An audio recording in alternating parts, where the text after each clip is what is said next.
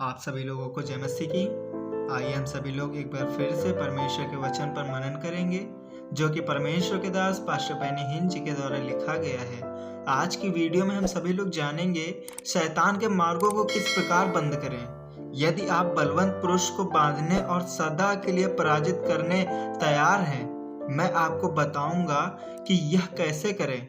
सर्वप्रथम आपको पूरी जानकारी होनी चाहिए कि वे कैसे काम करते हैं। हम 7 मार्गों की चर्चा करेंगे जिनके द्वारा दुष्ट आत्माएं आपके जीवन में प्रवेश कर सकती हैं। तो जिसके कान है वह सुन ले कि आत्मा कलीसियाओं से क्या कहता है। नंबर 1, दुष्ट आत्माएं विद्रोह के मार्ग में प्रवेश करती हैं। विद्रोह करने वाली आत्मा विनाश की दिशा में प्रथम चरण है। राजा शाऊल द्वारा परमेश्वर की व्यवस्था के प्रति विद्रोह करने पर भविष्यवक्ता शमूएल ने उससे कहा था। पहला शमूएल उसकी 15 अध्याय उसकी 30वीं आयत में लिखा है, देख बलवा करना और भावी कहने वालों से पूछना एक ही समान पाप है, और हट करना मूर्तों और ग्रह देवताओं की पूजा के तुल्य है। तूने जो यहोवा की बात को तुच्छ जाना, इसलिए उसने तुझे राजा होने के लिए तुच्छ जाना है। विद्रोह या बलवे के कारण पहला शमूएल उसके 16वां अध्याय और उसके 14वीं आयत में यह भी लिखा है, यहोवा का आत्मा शाऊल पर से उठ गया और यहोवा की ओर से एक दुष्ट आत्मा उसे घबराने लगा। शाऊल ने स्वतंत्रता खो दी और वह दुष्ट आत्माओं द्वारा दबाया और सताया जाने लगा। आज बहुत सी संतानें माता पिता के विरुद्ध बलवा करते हैं और नशे की लत एवं यौन व्यसनों का शिकार बन जाते हैं। विद्रोह या बलवे के कारण अधिकारियों के प्रति नफरत, स्वयं के प्रति असंतोष और परमेश्वर एवं उसके वचन के प्रति नफरत की भावना आती है। शैतान को अवसर ना दें कि वह इस मार्ग से प्रवेश करे। नंबर 2, दुष्ट आत्माएं जीव के दुरुपयोग के मार्ग से प्रवेश करती हैं। आप जो बातें करते हैं वे आपके जीवन में शैतान के प्रवेश का मार्ग बनाती हैं। आपकी बातें और आपकी भाषा जिसका आप उपयोग करते हैं, जीवन और मृत्यु की सामर्थ्य आपकी जीभ में है। पवित्र शास्त्र के अनुसार नीति वचन उसका 13 अध्याय उसकी 3री आयत में लिखा है, जो अपने मुंह की चौकसी करता है वह अपने प्राण की रक्षा करता है, परंतु जो गाल बजाता है उसका विनाश हो जाता है। जब आपके वचन स्वस्थ नहीं होते तब शैतान को उनमें निवास करने का अवसर मिल जाता है। नीति वचन उसका 12 अध्याय उसकी 13वीं आयत में लिखा है, बुरा मनुष्य अपने दुर्वचनों के कारण फंदे में पड़ता है, परंतु धर्मी संकट से निकास पाता है। जी हाँ, आप जीभ के दुरुपयोग से फंदे में पड़ सकते हैं। जब लोग दूसरों को चोट पहुंचाने वाले शब्द कहते हैं तब वे परमेश्वर का अनादर करते हैं और दुष्ट आत्माओं को आमंत्रित कर बैठते हैं। बातचीत दो तरफा मार्ग है, इसीलिए आप लोगों से क्या सुनते हैं उसके प्रति भी सावधान रहें। वे व्यक्ति जो परमेश्वर से अलग होकर जीवन बिता रहे हैं, उन्हें प्रत्युत्तर या स्वीकृति न दें। शब्दों के परिणाम मिलते हैं। नंबर 3, दुष्ट आत्माएं आलोचना की भावना से प्रवेश करती हैं। मुझे निश्चय है कि आपको ऐसे लोग मिले होंगे जो शब्दों से दूसरों को चीर डालते हैं। वे नकारात्मक बातों पर अधिक ध्यान देते हैं या बोलते हैं और भली बातों को अनदेखी करते हैं। प्रेरित पौलुस ने प्रश्न किया था, रोमियो के पुस्तक उसका 14 अध्याय उसकी 10वीं आयत में, तू अपने भाई पर क्यों दोष लगाता है, या फिर तू क्यों अपने भाई को तुच्छ जानता है। हम सब के सब परमेश्वर के न्याय के सिंहासन के सामने खड़े होंगे। दोष लगाने या भर्त्सना करने की भावना विनाश लाती है।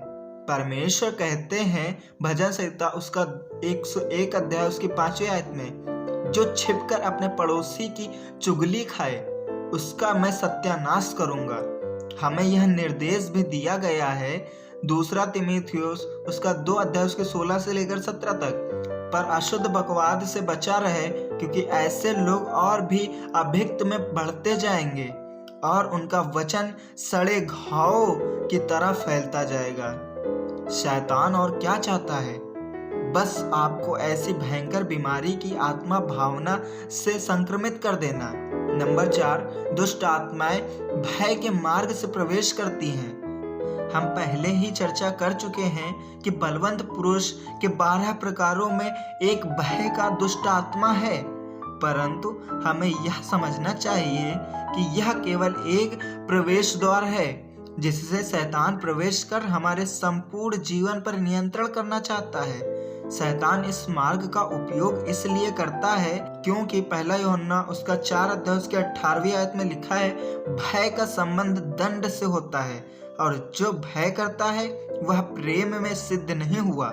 जब भय प्रभाव डालता है तब बुरे परिणाम लाता है।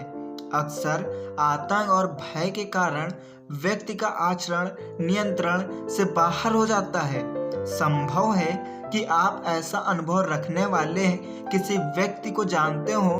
यदि भय को जीता ना जाए, वह व्यक्ति को निर्बल बनाता जाता है, यहाँ तक कि असहाय कर देता है। यही कारण है कि शैतान इस शक्तिशाली साधन या मार्ग को उपयोग में लाता है। भय भीतर से शैतानिक होता है और बिना चेतावनी दिए आक्रमण करता है। यही कारण है कि हमारे लिए प्रवेश के समय ही इसे रोकना और परमेश्वर के वचन पर बने रहना आवश्यक है। भजनकार के साथ आप भी कहें। भजन संहिता उसका 27 अध्याय उसके 1 से लेकर के 3 आयत में लिखा है, यहोवा परमेश्वर मेरी ज्योति और मेरा उद्धार है, मैं किस से डरूं? यहोवा मेरे जीवन का दृढ़ ठहरा है, मैं किस से भय खाऊं? कुकर्मी जो मुझे सताते हैं और मुझी से बैर रखते थे, मुझे खा डालने के लिए मुझ पर चढ़ाई की, तब वे ही ठोकर खाकर गिर पड़े। चाहे सेना भी मेरे विरुद्ध छावनी डाले तो भी मैं न डरूंगा। चाहे मेरे विरुद्ध लड़ाई ठन जाए, उस दशा में भी मैं हियाव बांधे निश्चय रहूंगा। यह समय डरने का नहीं है। नंबर 5, दुष्ट आत्माएं आलस्य के मार्ग से प्रवेश करती हैं। उस व्यक्ति पर श्राप होता है जो हमेशा सुस्त निर्जीव रहते हैं और काम करने की इच्छा नहीं करते। इसी कारण परमेश्वर हमें ऐसा आचरण करने से बचने के लिए कहते हैं। परमेश्वर के वचन का परामर्श है नीति वचन उसका 15 अध्याय उसके 19वें आयत में, आलसी का मार्ग कांटों से रुंधा होता है। कहा जाता है कि खाली घर में शैतान का डेरा होता है और आलसियों के साथ यही होता है। जब आलस्य आता है तब शैतान काम करने लगता है। प्रभु प्रश्न करते हैं नीति वचन उसका 6 अध्याय उसके 9 से 11 आयत तक, हे आलसी, तू कब तक सोता रहेगा? तेरी नींद कब टूटेगी? कुछ और सो लेना, थोड़ी सी नींद, एक और झपकी, थोड़ा और छाती पर हाथ रखे लेटे रहना, तब तेरा कंगालपन राह के लुटेरे के समान और तेरी घटी हथियार बंद के समान आ पड़ेगी। यह लुटेरा शैतान स्वयं है और इस खोज में है कि किसको फाड़ खाए। स्मरण रखें नीति वचन उसका 10 अध्याय उसके 4 आयत में लिखा है, जो काम में ढिलाई करता वह निर्धन हो जाता, परंतु कामकाजी लोग अपने हाथों के द्वारा धनी होते हैं। नंबर 6, दुष्ट आत्माएं असामान्य यौन क्रियाओं के मार्ग से प्रवेश करते हैं। शैतान उस व्यक्ति में अति सक्रिय होता है जो परमेश्वर के सत्य को नकार देते हैं और वे जो असामान्य यौन क्रियाओं में लिप्त होते हैं उनमें अधिक तेजी से काम करता है। पवित्र शास्त्र इस विषय पर अधिक स्पष्टता से बताता है, प्रभु का कोप उन पर भड़कता है, जैसा कि रोमियो की पुस्तक उसका 1 अध्याय उसकी 25वीं आयत में लिखा है, क्योंकि उन्होंने परमेश्वर की सच्चाई को बदलकर झूठ बना डाला और सृष्टि की उपासना और सेवा की ना की उस सृजनहार की जो सदा धन्य है। परमेश्वर ने उनका परित्याग कर दिया है, जैसा कि रोमियो उसका 1 अध्याय उसके 26वें आयत में लिखा है। इसीलिए परमेश्वर ने उन्हें नीच कामनाओं के वश में छोड़ दिया है, यहाँ तक कि उनकी स्त्रियों ने भी स्वाभाविक व्यवहार को उससे जो स्वभाव के विरुद्ध है बदल डाला। वैसे ही पुरुष भी स्त्रियों के साथ स्वाभाविक व्यवहार छोड़कर आपस में कामातुर होकर जलने लगे और पुरुषों ने पुरुषों के साथ निर्लज्ज काम करके अपने भ्रम का ठीक फल पाया। परमेश्वर की पहचान से अलग होकर वे सब प्रकार के अधर्म और दुष्टता और लोभ और बैर भाव से भर गए। शैतान की ओर से लाई गई यौन विकृति से दूर भागे और विवाह सब में आदर की बात समझी जाए और विवाह का बिछौना निष्कलंक रहे, क्योंकि परमेश्वर व्यभिचारियों और परस्त्रीगर्मियों का न्याय करेगा। परमेश्वर के पवित्र शास्त्र द्वारा निर्धारित सीमाओं से कभी बाहर कदम न रखें। नंबर 7, दुष्ट आत्मा शरीर और आत्मा के मिश्रण के मार्ग से प्रवेश कर सकती हैं। स्वाभाविक जगत में मिश्रण या संकर के परिणाम देखने में आते हैं। उदाहरण के लिए घोड़े और गधे का मिश्रण का स्वरूप खच्चर है, जो बांझ होता है और प्रजनन नहीं कर सकता। आत्मिक संसार में भी धार्मिकता और दुष्टता के मिश्रण के खतरनाक परिणाम मिलते हैं।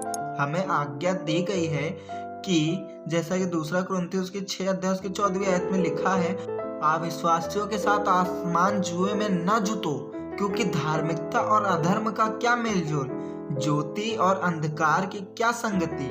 मेरे मित्र, आप 6 दिन संसार के लिए और केवल रविवार को परमेश्वर के लिए जीवन नहीं जी सकते। यह आपके काम नहीं आएगा। इसी कारण प्रभु कहते हैं, उनके बीच से निकलो और अलग रहो और अशुद्ध वस्तु को मत छुओ, तो मैं तुम्हें ग्रहण करूंगा। आमीन। परमेश्वर इस वचन के द्वारा आप सभी लोगों को बहुतायत से आशीष दे। आमीन।